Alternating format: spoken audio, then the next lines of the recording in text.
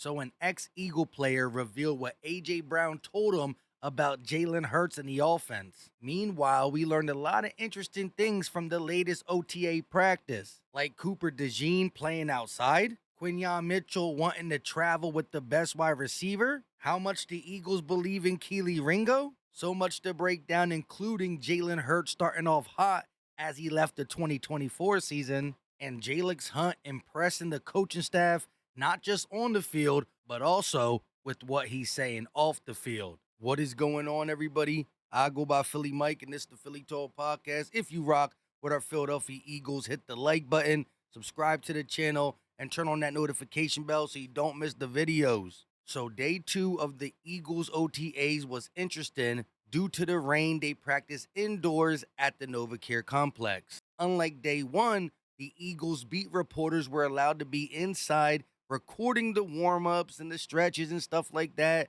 They had to put their phones away when the 1-on-1 drills, 7-on-7 drills, and even 11-on-11 started. However, they did report what took place just via tweets and articles that they posted on the internet. And we did get this short video on the Eagles social media page showing some of the drills. You got Jalen Hurts, Tanner McKee throwing. Again, we're seeing vets and young guys. Jordan Davis looking faster than he has his whole career.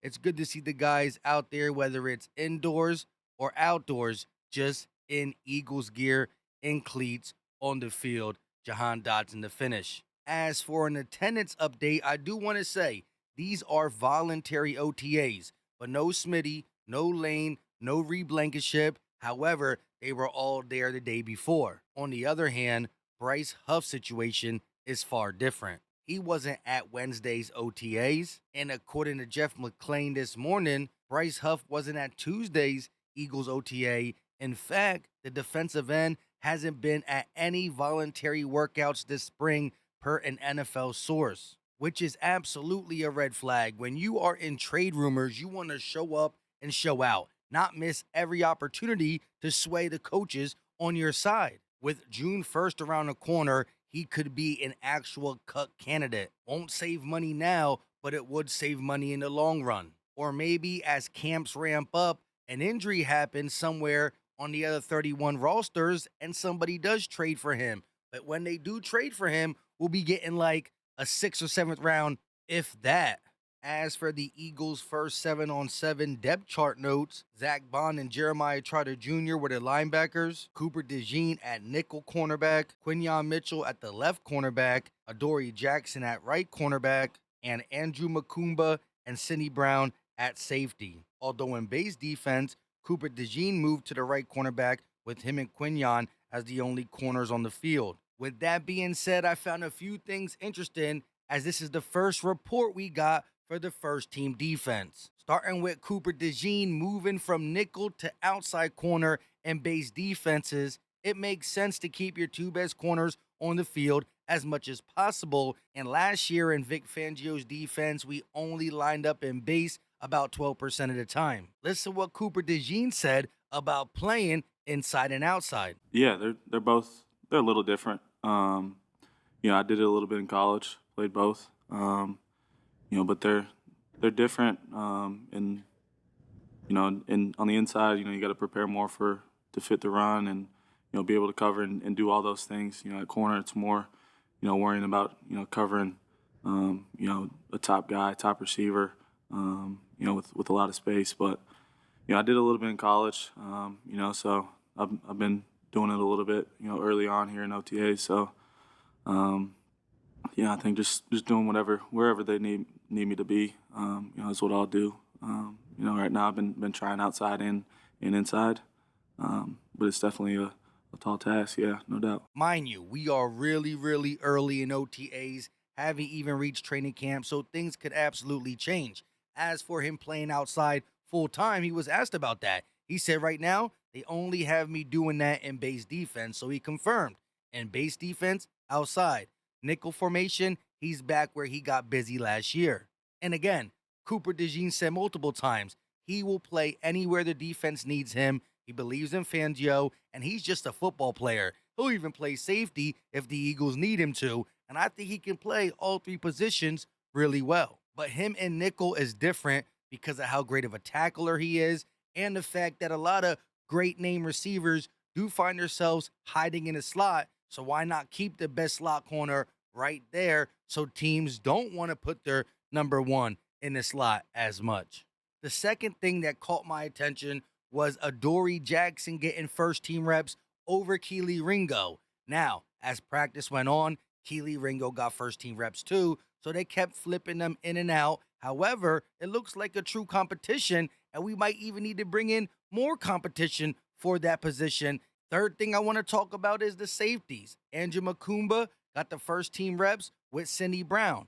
As I talked about in the beginning, Reed Blankenship wasn't there, so it only made sense for Makumba and Brown to pair up with the first team defense. But I do wonder who Fangio's going to put out alongside of Reed Blankenship first in OTAs or training camp when Reed is there. As for two players that rotated in at the safety position with the first team, one at a time, never together, Lewis Sign got some opportunities with the first team defense, and so did Andre Sam. As for the linebackers, Jeremiah Trotter alongside of Zach Bond makes sense. Nakobe Dean, Jahan Campbell still nursing injuries. Can't wait to see how the linebacker room shapes up as well. Flipping things over to Quinyon Mitchell's press conference, one beat writer asked him about him playing on the opposite side of the field. Oh no, I've been working both. I've been working on both sides, so just get my feet wet on both sides. Of course, one of the follow-up questions were about him ever wanting to travel, shadow, or follow, however you want to call it, the number one wide receiver. And he said, I mean, yeah, you see all the corners doing it, but I mean, right now, just one day at a time. I think eventually he's going to want to travel or shadow with the number one wide receiver. But in year two, with Vic Fangio having a bunch of young guys, the way his defense is set up, I don't see it happening. Simply because Fangio plays with leverage. He wants to disguise things. And when you shadow or travel, sometimes you tip your hand. It's man, it's zone, this, that, and the third. Unless the shadow guy is tipping his hand and everybody else is playing a different coverage and or zone responsibility. All that being said, having the versatility to play both sides is important. Some wide receivers stay only on the right, stay only on the left. So when you go into it, if you want Quinyon matching up with the number one guy, you could put him on that side for the whole game. Staying with the defense, but talking about the defensive line, more importantly, the pass rushers, Nolan Smith was there, but he only practiced as a limited participant because of the injury he suffered in the Super Bowl. But he looks to be ahead of schedule, doing team drills only while wearing a brace on his arm. So the two that got the first team reps was Jaylx Hunt and Azeez Ojulari. We did see a mixture of Josh Uche and others coming in, but them two got the majority of the snaps. And Jaylx Hunt, in one 11-on-11 session, got a sack versus Jalen Hurts, which I love to hear because he's starting off as hot as he left in the Super Bowl. During this press conference, they asked him if he believes he's going to start, and he said, I'm going to do whatever the team needs. When they asked him what he worked on this offseason, I love what he said. I think this offseason I just know a lot more of what is expected of me and what to expect from tackles and different players across the league. So I just know a lot more. So I've been able to approach my game in a more professional way by figuring out, what moves I want to work on, who I should watch, what I should watch, being a lot more technical, because that's the biggest difference that I've seen is that players who are elite and good, their technicality levels are on completely different levels. So if I want to be great at this position and in this league, I got to be technical. So that's what I've really been focused on, and that's what I think has really changed between last year and this year. They followed that question up by asking him how comfortable he is coming into this offseason. I'm way more comfortable, man. Last year, it was all coming at you fast.